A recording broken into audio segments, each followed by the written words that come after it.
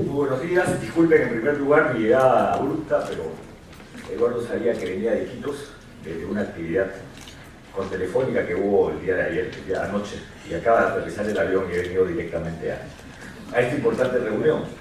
Y muchas gracias por esta oportunidad que me da Comex Perú para exponer sobre la agenda ambiental del país dentro de este evento, seminario de gestión y regulación ambiental. Y permítanme hacer esta exposición y orientar esta exposición a lo que yo considero debe ser y es la agenda ambiental del futuro en el Perú. Porque el Perú es un país que en los últimos años ha venido creciendo significativamente, es un país que viene desarrollando infraestructura, es un país que ha visto dinamizar el comercio exterior, es un país que ha visto desarrollo de nuevos proyectos extractivos, de nuevos proyectos industriales, y es un país en consecuencia que sigue siendo ambicioso y que pretende involucrarse y estar más inserto en lo que son las grandes ligas del debate a nivel mundial, para justamente asegurar que haya un salto cualitativo en este crecimiento. Y estas grandes ligas a nivel mundial implican estar muy atentos a lo que se debate en el nivel global y cómo ese nivel global puede verse reflejado en nuestra realidad y en nuestras propias regulaciones. Y en ese sentido, permítanme referirme fundamentalmente a dos de ellas y al final de esta exposición, de esta breve exposición, hacer alguna referencia también a la agenda más interna, a aquello que constituye lo que habitualmente desarrolla un Ministerio del Ambiente. Entonces quiero empezar esta exposición haciendo referencia a lo que todos sabemos es un gran reto para el país. En diciembre de este año, la organización de la Conferencia de las Partes número 20 de Cambio Climático, pero no para hablar con ustedes de exactamente qué significa desde un esfuerzo logístico o desde un esfuerzo de país que tiene que facilitar un proceso, sino para compartir con ustedes qué significa el debate climático en relación a el futuro de la economía, el futuro de la empresa y el futuro de las políticas en el Perú. Y empecemos diciendo que, como ustedes probablemente conocen bastante bien, a nivel mundial se han venido desarrollando, a partir de la suscripción del Convenio de las Naciones Unidas sobre el Cambio Climático, un conjunto de conferencias orientadas a establecer regulaciones específicas que los países tenían que cumplir, con niveles de diferenciación entre países industrializados y países en vías de desarrollo, y que ahora entramos en especial a partir del año 2010, en que se celebra una conferencia de las partes en Cancún, a un debate que nos debe llevar a la suscripción de un nuevo acuerdo climático el año 2015 y que nos debe llevar a que este entre en vigencia el año 2020. ¿Y qué significa este debate climático para el Perú? Significa muchas cosas. Lo primero que debo señalar es que hoy día en el debate climático todo el mundo es claro que el nivel de incremento de la temperatura no debe sobrepasar el umbral de los 2 grados centígrados, porque se considera que ir por encima de ese umbral puede representar eventos climáticos de naturaleza catastrófica a nivel global. Y el mundo ya ha visto cómo se ha incrementado la temperatura desde el inicio de la era industrial a la fecha en 0,85 grados. Si eso es así, y en consecuencia el crédito es pequeño, la pregunta es cómo se orientarán las economías del futuro.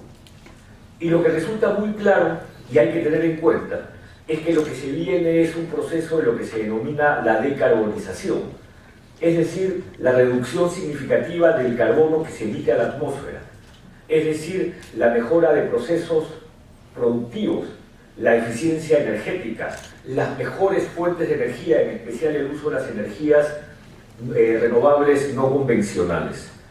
Porque de lo que se trata es justamente ver cómo podemos bajar significativamente este carbono que hoy día se emite a la atmósfera y que genera el efecto invernadero y en consecuencia de ello el cambio climático global. Y esto no es algo que se viene en el futuro, esto es algo que está ya bastante presente.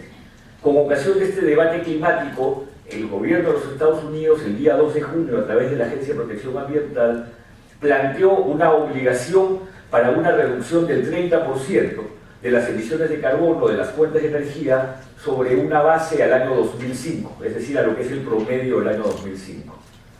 La Unión Europea se espera que en octubre señale una reducción al año 2030 del 40% de las emisiones de carbono y al 2050 del 80% de las emisiones de carbono. China se espera que pronto ponga también un compromiso sobre la mesa. Y lo que les quiero decir, porque esta es una primera conclusión en relación a este debate climático, es que todas estas medidas que las grandes economías vienen adoptando tiene definitivamente una consecuencia en países en vías de desarrollo que comercian productos con estas grandes economías.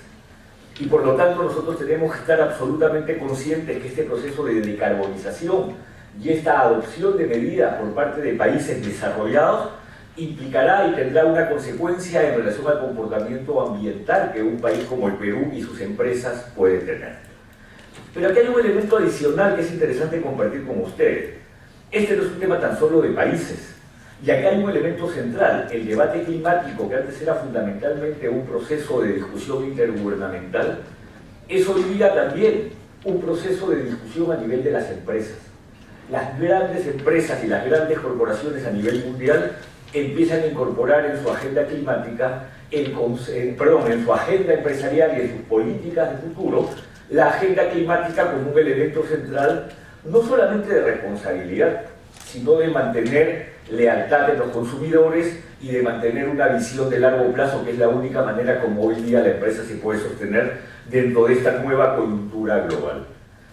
Y entonces tenemos empresas como Unilever, que establece que en su cadena productiva va a establecer ciertas restricciones para que la adquisición de productos, o en todo caso las materias primas que sustentan muchos de sus productos, no sean causa de deforestación o de niveles altos de emisión. O tenemos empresas como Nestlé que asumen compromisos de la misma naturaleza, o empresas como Coca-Cola, en donde cada vez más la responsabilidad en relación al manejo del agua se vuelve un elemento central. Entonces vemos que tan solo no es un problema de gobierno, es a su vez ya una responsabilidad de empresas. Y esta responsabilidad de gobierno y empresa se lleva a un tercer nivel, y es el nivel de las finanzas. Y hoy día tenemos un conjunto de nuevos mecanismos que están orientados justamente a enfrentar lo que son los retos del clima en el futuro desde una perspectiva del Estado, una perspectiva empresarial. Y ahí podría señalar, dentro de lo que es el mundo de las finanzas y los seguros, todos los seguros sobre resiliencia al cambio climático que hoy día se ofrecen. Swiss Re establece hoy día un conjunto de seguros y reaseguros, pero Swiss Re es realmente de reaseguros, justamente para cubrir el tema de resiliencia en la infraestructura del cambio climático. Porque lo que se trata es que si un país está organizado para enfrentar consecuencias que hoy día ya son previsibles, es capaz a su vez de considerar y ser preventivo para que esa infraestructura no se vuelva a deteriorar y no tengamos que establecer nuevamente el altísimo costo que significa su reubicación, su rehabilitación. Un país como Filipinas, obviamente, luego del huracán terrible que sufrió hace apenas año y medio o 2 años, sabe que la infraestructura que se vio deteriorada, sin perjuicio de la cantidad de muertes que hubo, tiene que ser reconstruida en función a las nuevas consecuencias del cambio climático, y eso es algo que el Perú tiene que enfrentar. Porque sabemos que la presencia de heladas, que la presencia de sequías, que la presencia de deslizamientos, que las alteraciones de las temperaturas en el nivel del mar nos obligan a tener consideraciones que en el pasado no tuvimos. Pero a su vez han crecido significativamente los mercados de bonos. Cada vez más a nivel mundial se establecen mercados de bonos que lo que buscan es el comercio de bonos en función a la responsabilidad climática de las empresas. Y en eso viene trabajando el Banco Mundial, en eso viene trabajando el Fondo Monetario Internacional, en eso vienen trabajando los principales organismos multilaterales. Y ese es un tema que también tenemos que tener en consideración. Pero en este tema de finanzas climáticas, como ustedes saben, uno de los grandes retos de este debate climático ha sido no solo la constitución del Fondo Verde del Clima, sino a su vez su capitalización. Este Fondo Verde del Clima, que es el ofrecimiento de los grandes países, de los países más desarrollados, para poner recursos tanto para mitigación como para adaptación, tiene un ofrecimiento de estos países de que a partir del año 2020 hayan 100.000 millones de dólares anuales para acciones de mitigación y adaptación. Con ocasión de la reciente visita del presidente Humala a Berlín, la canciller Merkel ha sido Alemania el primer país que ya ha ofrecido una movilización de recursos de 750 millones de euros. Es decir, 1.000 millones de dólares o 1 billón de dólares si lo pensamos en inglés. Y esto significa que si existe y existirá y se empieza ya a capitalizar un Fondo Verde del Clima, las acciones vinculadas a mitigación y las acciones vinculadas a adaptación tendrán que estar planteadas de tal manera que nos permita acceder a estos recursos. Esa es una oportunidad que no podemos perder.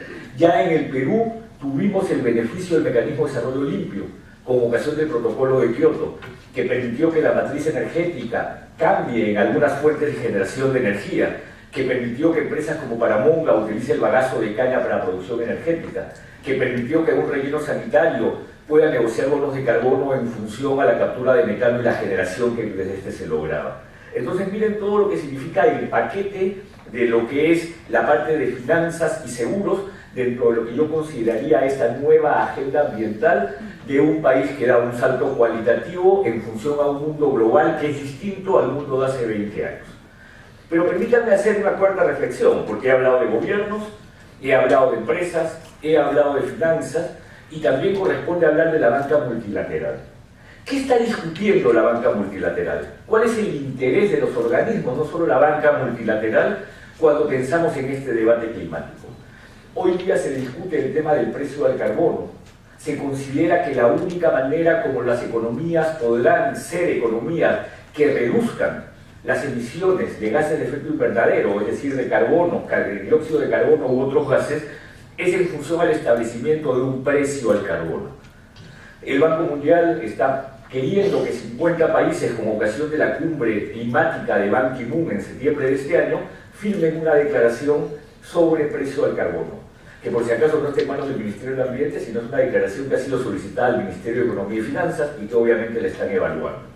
Pero además se viene discutiendo a nivel global el tema de la eliminación de los subsidios a los combustibles fósiles. Se estima que la única manera como vamos a entrar a un proceso de decarbonización de las economías es eliminando los subsidios que hoy día existen a los combustibles fósiles. Y vayan ustedes y vean a la OECD, vean al Fondo Monetario, vean al Banco Mundial, vean a CEPAL y todas las reflexiones que se hacen sobre eliminación de subsidios a los combustibles fósiles como única manera de caminar hacia una economía distinta. Y se habla también de eficiencia energética y cómo podemos mejorar nuestras conductas en función a una eficiencia energética que también sea baja en carbono. Y en ese sentido, la nueva agenda ambiental del país requiere definitivamente una mayor consideración hacia energías renovables. La hidráulica, de hecho, tenemos que repotenciarla, pero a su vez la eólica, la solar, que tiene tanto potencial, y la geotérmica, que tiene un potencial cuya explotación ha sido cero. Entonces tenemos ahí un elemento central que pasa felizmente por el hecho que el Perú es un país con alta eficiencia energética porque tiene distintas fuentes de generación posibles.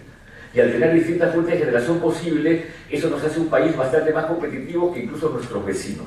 Pero tenemos que trabajar en la estabilización de la matriz energética. Entonces, ese debate climático es un debate que nos va a llevar a obligaciones. Y esto me lleva a la última reflexión en relación al debate climático. A diferencia de lo que ocurrió en Kioto, en donde las obligaciones se impusieron de arriba hacia abajo y se estableció a través de un protocolo una obligación de una reducción de gases de efecto invernadero para los países llamados Anexo 1, que son en sí los países industrializados, lo que se estima va a pasar en el nuevo debate climático es que los acuerdos van a salir de abajo hacia arriba. Y esto significa que los países se van a comprometer y van a establecer con claridad cuáles son aquellas acciones específicas que se tienen que asumir para reducir las emisiones de gases de efecto invernadero de la atmósfera. En ese sentido, felizmente en el Ministerio del Ambiente ya se trabajó hace algunos años una actualización del inventario de gases de efecto invernadero. Felizmente en el Ministerio del Ambiente se ha trabajado lo que se llama el estudio de prospectiva para una economía baja en carbono, que plantea 77 escenarios posibles de negocios para reducir las emisiones. Pero todo eso ahora se va a tener que convertir en lo que es una obligación global. El Perú tiene que poner sobre la mesa el primer trimestre del año 2015 lo que se llama su contribución nacional. Es decir, cómo vamos a reducir las emisiones de gases de efecto invernadero. Y en ese sentido, en el tema bosques y deforestación, ese es un elemento central. Pero también tenemos emisiones de gases de efecto invernadero que se están incrementando por el tema de la energía.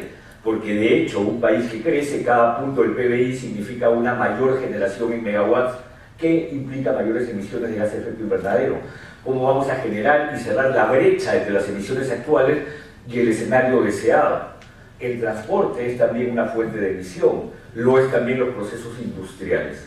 Entonces yo he traído este tema para no hablar y no venir a un evento de esta importancia con una simple exposición en relación a los estudios de impacto ambiental y tal, que está en todos los libros. sino para que pensemos como Perú lo que significa estar inmersos en nuevos retos globales, estar inmersos en un debate que nos guste o no, nos va a beneficiar o nos va a afectar, pero ese beneficio o esa afectación va a estar justamente en relación a la capacidad que tengamos de estar preparados. Y en ese sentido, aquí hay una obligación de un trabajo no solamente multisectorial, sino una obligación de un trabajo que articule lo público y lo privado, que además permita que el sector empresarial en el Perú conozca más a fondo lo que significa este debate climático y sus consecuencias en la economía y en su comportamiento empresarial. Que sepamos que si nos quedamos fuera de este debate, probablemente los nuevos rumbos económicos que adopte el planeta nos van a dejar fuera de los mercados o nos van a dejar fuera de los consumidores. Porque miren ustedes que lo que tenemos no solamente es el debate climático, tenemos el debate climático por un lado, tenemos a su vez la discusión de los nuevos objetivos de desarrollo sostenible que reemplazarán a los objetivos de desarrollo del milenio y que ya se vienen discutiendo 17 objetivos de desarrollo sostenible en el ámbito de las Naciones Unidas, no en el ámbito del Ministerio del Ambiente, en el ámbito del sistema de las Naciones Unidas. Y esos 17 componentes, que es importante que ustedes conozcan, son 17 obligaciones ambientales y sociales que el Perú asumirá, porque es parte de este planeta y es parte de los casi 200 países que forman parte del sistema de las Naciones Unidas. Y entonces ya no solamente es el debate climático, sino a su vez son los objetivos de desarrollo sostenible. Pero hay un tercer elemento, que son las estrategias de crecimiento verde. Estas estrategias de crecimiento verde, que son un mandato que el mundo impuso el año 2012 en la declaración de la cumbre de Río +20, que se llama El futuro que queremos, y que dijo que los países van a establecer estrategias de crecimiento verde orientadas en primer lugar a incorporar a la medición del PBI las consideraciones del stock natural, a considerar en el crecimiento del PBI la reducción de emisiones de gases de efecto invernadero, en establecer cuestiones vinculadas a empleabilidad, y por eso está suscrito un convenio con el Ministerio de Trabajo, a establecer políticas de inclusión. Y entonces uno dirá, ¿y cómo son estas estrategias de crecimiento verde? Serán aquellas que el país defina, en coordinación multisectorial y con el sector privado. Pero lo que les puedo decir es que Chile ya la aprobó en diciembre del 2013, Colombia está a punto de culminarla y México ya la tiene. O sea, nuestros socios de la Alianza del Pacífico tienen escrita la estrategia de crecimiento verde. Y les pido que eliminemos esta mala idea de que lo ambiental constituye siempre una sobreregulación. Lo ambiental trae los elementos del debate actual, trae aquello que va a afectar definitivamente a nuestras economías. Y en ese sentido, una estrategia de crecimiento verde es fundamental. Y permítanme entonces moverme a la segunda reflexión, ser parte de la OECD. ¿Qué significa ser parte de la OECD? ¿A qué está ingresando el Perú dentro de este programa país para convertirnos partes o socios de este gran club de grandes países y estar jugando en ese nivel de liga? Definitivamente esto no es un convenio como la firma de un TLC, donde uno puede discutir cláusulas. Esto no es algo donde uno entra como APEC en función a ver que uno tiene un buen comportamiento. Entrar a la OECD, que es además una organización de países desarrollados, pero justamente para hablar de desarrollo y bienestar, implica cumplir un conjunto de condiciones. Y para empezar, y les recomiendo mirar, porque hacen Google y lo encuentran, lo primero que la OECD nos va a hacer es una mirada del desempeño ambiental. México la hizo el 2000, a los inicios del 2000, Chile la hizo el 2005, Colombia la acaba de hacer el 2014. Ahora, lo primero que se hace es un análisis y evaluación del desempeño ambiental, a partir del cual se incorporan un conjunto de medidas. Lean las recomendaciones de Colombia. La primera recomendación en relación a Colombia es que se fortalezca el Ministerio del Ambiente y el Desarrollo Sostenible en relación a la aprobación de los estudios de impacto ambiental y que se dote de mayores recursos al Ministerio para que pueda cumplir en una lógica de ventanilla única con esa tarea. Primera recomendación. Además de un conjunto de otras recomendaciones que obliga a que los países adopten nuevas acciones. Chile, en este camino de la OECD, ha adoptado un conjunto de acciones, creado una superintendencia ambiental y un tribunal ambiental. Cuenta con un consejo de ministros, un subconsejo de ministros ambiental liderada por el Ministerio del Ambiente. Colombia está modificando significativamente reglas sobre el uso de mercurio y además fortaleciendo su ventanilla única a través de este mecanismo llamado Vital. Lo que les quiero decir y transmitir es que la agenda ambiental del país ya no es una agenda ajena a lo global. Es una agenda absolutamente insertada en el mundo global. Es una agenda condicionada a aquello que queremos como país. Es una agenda que tiene que ver con nuestras ambiciones de crecimiento. Entonces, no veamos la agenda ambiental en función a cuestiones que pueden ser anecdóticas o en cuestión a cosas que pueden ser muy banales. Veámosla en función a los grandes retos que queremos asumir. Porque la agenda ambiental, en función a sus instrumentos, a su marco institucional, al rol de la fiscalización, al rol que debería tener SENACE y otros organismos, es una agenda que está determinado por aquello que nos pongamos como foco, por aquello que establezcamos como reto. Entonces, voy a culminar porque no quiero extenderme mucho señalando, la agenda ambiental del país es una agenda que responderá a nuestra soberanía como Estado para establecerla, pero que tiene un conjunto de condicionamientos que nos hemos autoimpuesto por nuestra lógica de crecer sosteniblemente. Queremos crecer, queremos ser parte de estos clubes grandes, queremos ser parte de estos debates, sepamos que lo ambiental es probablemente una de las grandes prioridades en este tipo de debates. Entonces quiero agradecer a COMEX por invitarme a esta reunión, quiero agradecerte, Eduardo, por darme esta oportunidad de exponer. Espero que haya respondido a las expectativas, no trayendo, como les digo, contarles lo que viene pasando, porque eso me parece a mí siempre anecdótico, sino pensando en el futuro del país y en aquello que queremos como peruanos para siempre seguir creciendo con mucho bienestar. Muchísimas gracias.